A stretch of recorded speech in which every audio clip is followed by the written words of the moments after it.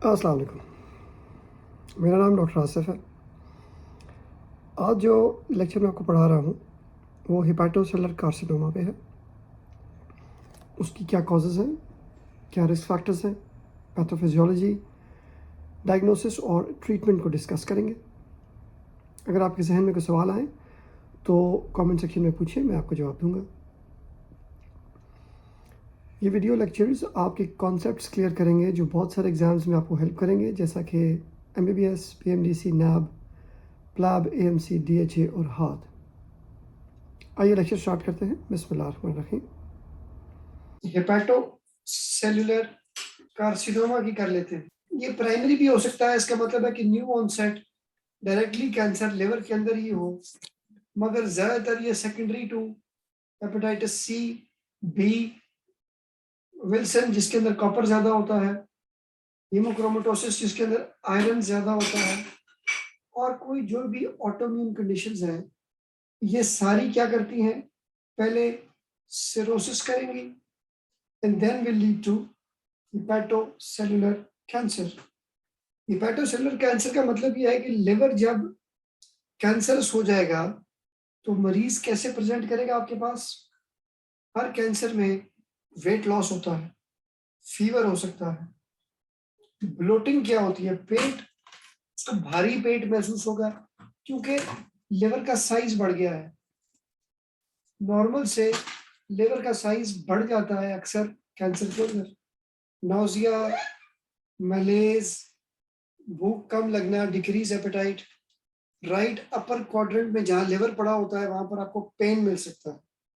हमें एसाइटिस होगी जो मिल जाएगी हमें, मलीना और हेमेटेमेसिस।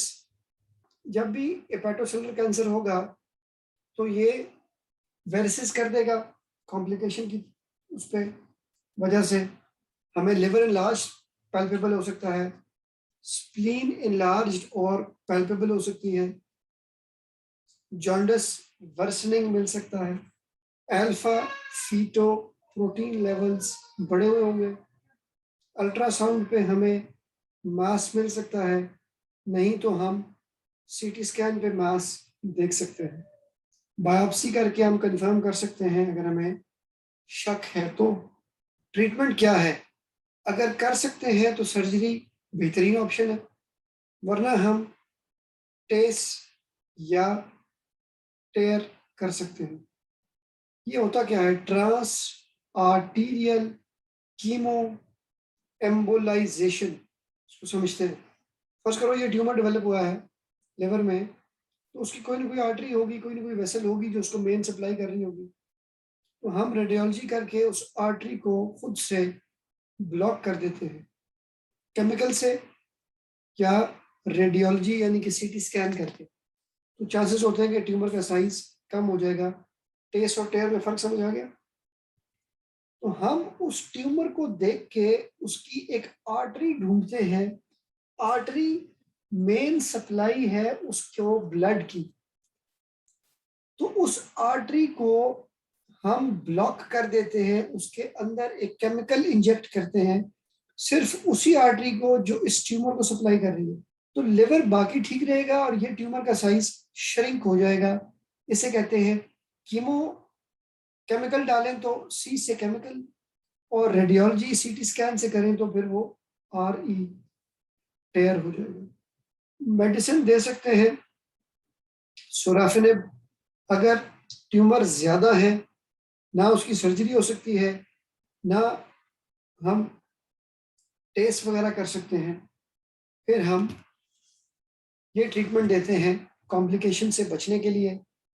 लिवर ट्रांसप्लांटेशन एक अच्छी ऑप्शन हो सकती है अगर ट्यूमर स्प्रेड नहीं किया हुआ तो।